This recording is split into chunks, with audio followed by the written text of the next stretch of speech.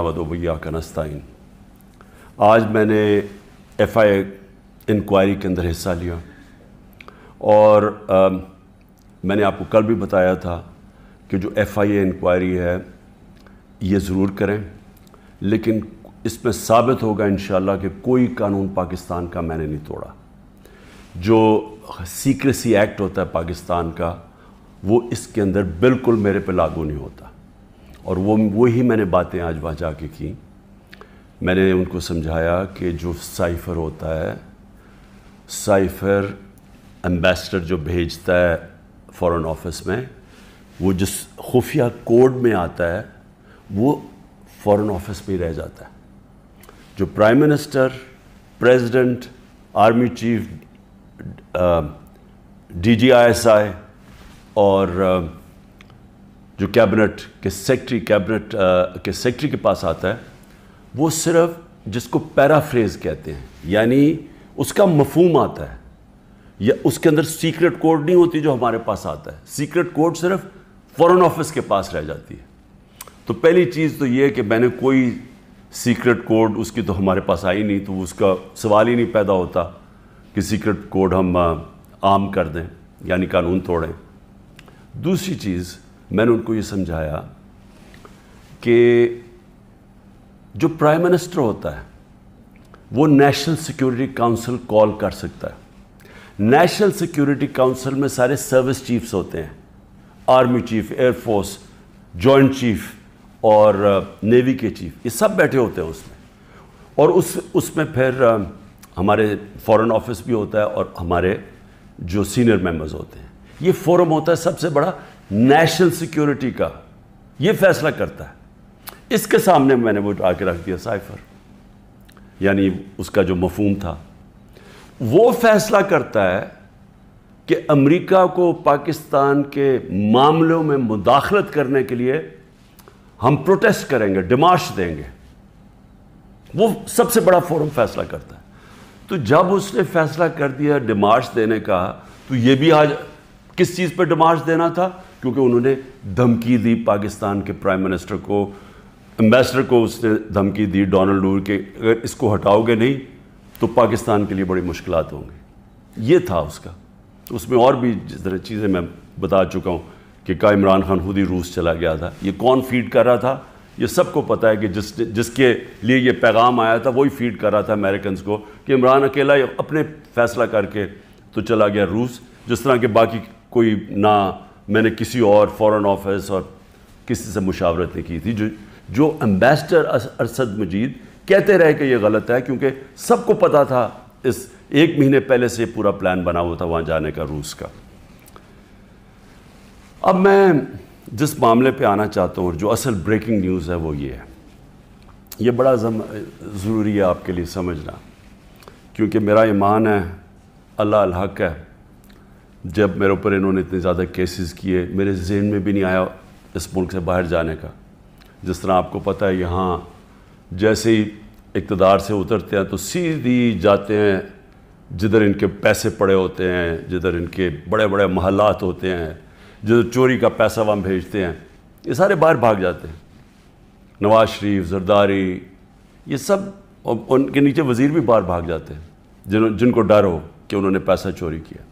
लेकिन मैंने तब से कहा था कि मैं यहीं रह के सारे केस लड़ूंगा। और क्योंकि मेरा अल्लाह में पूरा ईमान है। इज़्ज़त भी वो देने वाला है, ज़िल्लत भी उधर से ही आती है, वो आती है इंसान के अमाल की वजह से। तो अगर मेरा ज़मीर कहता है कि मैंने कोई गलत नहीं किया, तो मेरा ये ईमान है कि वो ऊपर वाला मुझे ना कभी ज़लील होने देगा, ना कोई मुझे ज़लील कर सकेगा। और सच वो है, अल हक है, और वो सच सामने आना है। अब ये ज़रा सच सामने क्या आया। मुझे चेयरमैन नैब ने, और जिसके ऊपर मैंने हरजाना किया हुआ है, उसने जो मेरे वारंट निकाले, और जिस तरह मुझे कमांडोज़ ने मुझे वहाँ से उठाया इस्लामाबाद हाई कोर्ट से, सारी दुनिया में बताया गया जिस तरह मुजरमों की तरह, और डंडे मार के और मार धाड़ करके मुझे वहाँ से लेके गए, तो सारी दुनिया में बताया गया कि इमरान खान को करप्शन में उठाया गया। याद रखें कि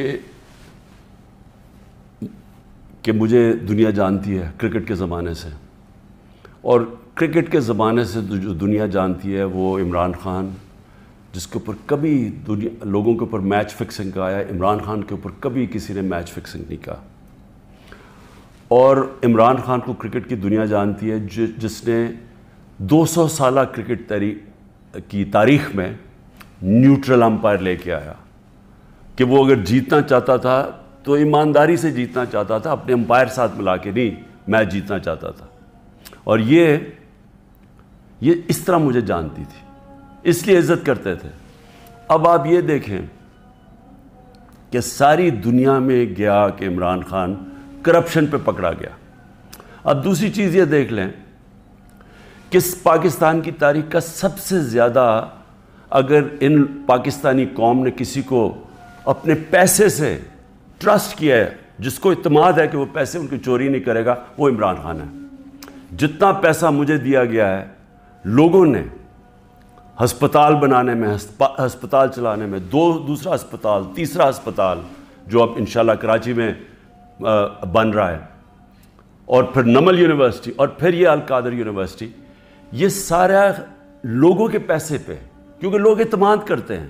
اور یہ ساری میں بنایا ان لوگوں کے لیے نہ جو وہ کینسر کا علاج کروا سکتے ہیں اور نہ وہ اعلیٰ تعلیم لے سکتے ہیں یونیورسٹیز میں، اور پیسے دیتے جا رہے ہیں. تو اس آدمی کو، اور خاص طور پہ بیرون ملک پاکستانی جو مجھے سب سے زیادہ پیسہ بھیجتے ہیں، ان کے سامنے کہنا کہ یہ چوری کے اوپر پکڑا گیا ہے، ساری دنیا میں میری توہین کی.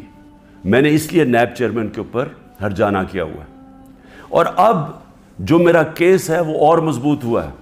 اور وہ مضبوط کیسے ہوا یہ ذرا میں اب آپ کو بتاتا ہوں کہ اللہ کی طرف سے وہ الحق ہے، اس کا وعدہ ہے کہ سچ سامنے آنا ہے.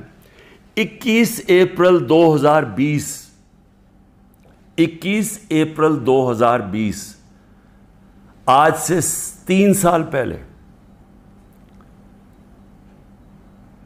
2 سال پہلے، سوری، آج سے 3 سال پہلے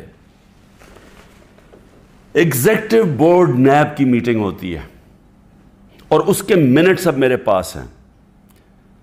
342 جو ایگزیکٹو بورڈ کی میٹنگ تھی اس کا منٹس میرے سامنے ہیں. اب منٹس کے اندر کیا چیز آتی ہے سامنے؟ پہلے تو بتاؤں اس بورڈ میٹنگ میں بیٹھا کون تھا؟ Chairman NAB, D G operations کون تھا؟ ظاہر شاہ اس وقت ڈپٹی چیئرمین نیب ہیں اس وقت. پروسیکیوٹر جنرل بیٹھے ہوئے تھے، وہ ابھی بھی پروسیکیوٹر جنرل ہے. اور ایک اور ڈی جی ایک اور بیٹھے تھے، عرفان منگی، اور ایک اور حسین، اس وقت کے ڈپٹی چیئرمین بیٹھے ہوئے تھے. یہ ہائی پاورڈ میٹنگ کے اندر کیا فیصلہ ہوتا ہے؟ یہ فیصلہ ہوتا ہے کہ جناب ملک ریاض کی، اور علی ریاض کا وہ کیس تھا جو ان کا بیٹا ملک ریاض کا، اس کے اوپر فیصلہ کیا جاتا ہے کہ یہ جو ہم انکوائری کر رہے ہیں، اور کس چیز پہ انکوائری کر رہے ہیں تب؟ یہی جو ملک ریاض کا جو ڈیل ہوئی تھی این سی اے کے ساتھ، یہ جو پیسہ آیا تھا، جو انہوں نے کہا کہ میں نے، کیونکہ القادر اس نے ملک ریاض نے سپانسر کی تھی، اس لیے میں نے اس کو فائدہ کروایا تھا. اب یہ سوچ لیں کہ 3 سال پہلے نیب کے اندر یہ انکوائری شروع ہوئی، اور ان کو پتا تھا، کیونکہ میں آپ کو بتا دوں کہ جو ڈپٹی چیئرمین وہاں بیٹھے ہوئے تھے میٹنگ پہ، پروسیکیوٹر بیٹھے ہوئے تھے، اس کا مطلب نیب چیئرمین کو پتا تھا. اور اسی لیے جب انہوں نے زور لگایا، آفتاب سلطان جو پہلے نیب کے چیئرمین تھے، انہوں نے اس کے اوپر ایکشن نہیں لیا، کیونکہ انہیں پتا تھا کہ یہ انکوائری ہو کے بند ہو چکی ہے. اور یہ انکوائری تھی، نیب ڈائریکٹلی انگلینڈ کے این سی اے سے رابطے میں تھے، اور انہوں نے این سی اے نے جو ان کے ساتھ جو ساری جو انڈرسٹینڈنگ ہوئی وہ یہ منٹس کے اندر ہے. اس پہ کیا چیز کہی گئی ہے یہ بھی سمجھیں. اس منٹس پہ یہ لکھا جاتا ہے کہ یہ اگر جو پیسہ ہمیں صرف ایک چیز، باقی تو کیش انہوں نے کہا آ جائے گا، جو ایک چیز ہے وہ 1 ہائیڈ پارک جو ملک ریاض یا علی ریاض نے خریدا تھا نواز شریف کے بیٹے حسن شریف سے 50 ملین پاؤنڈ کا، تقریباً 18 ارب روپیہ، 18 ارب روپے کی پراپرٹی خریدی ہے نواز شریف کے بیٹے سے۔ اور میں پھر سے کہتا ہوں کہ وہ باہر اس لیے بھاگا، جب دونوں بیٹے باہر بھاگے کہ جی ہم تو پاکستان کے شہری نہیں ہیں، جب نیب نے ان سے یہ سوال پوچھا دونوں باہر بھاگ گئے۔ اور بھی جو ان کی پراپرٹیز ہیں کہتے جی ہم جواب دہی نہیں ہیں۔ اور یہ سن لیں کہ وہ صرف اس پہ یہ منٹس میں ہے کہ جب علی ریاض وہ پراپرٹی بیچے گا جو اس نے حسن شریف سے خریدی تھی، اس کے بعد اگر تو وہ پیسہ نہ آیا تو پھر نیب بھی ایکشن لے گی اور پھر این سی اے بھی انگلینڈ ایکشن لے گی۔ اگر وہ پراپرٹی بیچ دیتا ہے تو یہ انکوائری بند ہو گئی، انکوائری کلوز ہو گئی تھی۔ تو میں نیب چیئرمین سے اب سوال پوچھتا ہوں کہ آپ کو اس چیز کا پتہ ہوگا، کیونکہ یہ چیز کوشش کی گئی، یہ جو چوروں کا ٹولہ اوپر بیٹھا ہوا ہے کہ کسی طرح عمران خان کو پکڑ لو، تو آفتاب سلطان تو نہیں مانا ہوگا اس چیز پہ، کیونکہ اس کو پتہ ہوگا کہ یہ سارا یہ فراڈ ہے، یہ یعنی یہ کیس میرے اوپر جو کر رہے ہیں اس کی بنیاد ہی کوئی نہیں ہے۔ اور یہ آپ سن لیں کہ مجھے اس چیز کا نہیں پتہ تھا۔ اب اگر یہ کوئی سوچے گا نا جی کہ عمران خان نے یہ بند کروائی ہے، تو مجھے اگر پتہ ہوتا تو میں جب نیب کی انکوائری کر رہا تھا میں تو تب ان کو بتاتا۔ مجھے تو آج یہ ملی ہے چیز۔ اگر یہ کہہ رہے ہیں نا کہ پرائم منسٹر نے بند کرائی ہے تو میں تو پہلے جا کے نیب جب انہوں نے 3 گھنٹے مجھے بٹھایا نیب میں، میرے سے اس کے اوپر انکوائری کی کہ جی آپ کو پتا تھا، آپ نے کچھ کیا ہے یا آپ نے وہ، یعنی خیراتی یونیورسٹی بنانے کے لیے میں نے اس کا فائدہ کروایا ہے ملک ریاض کا۔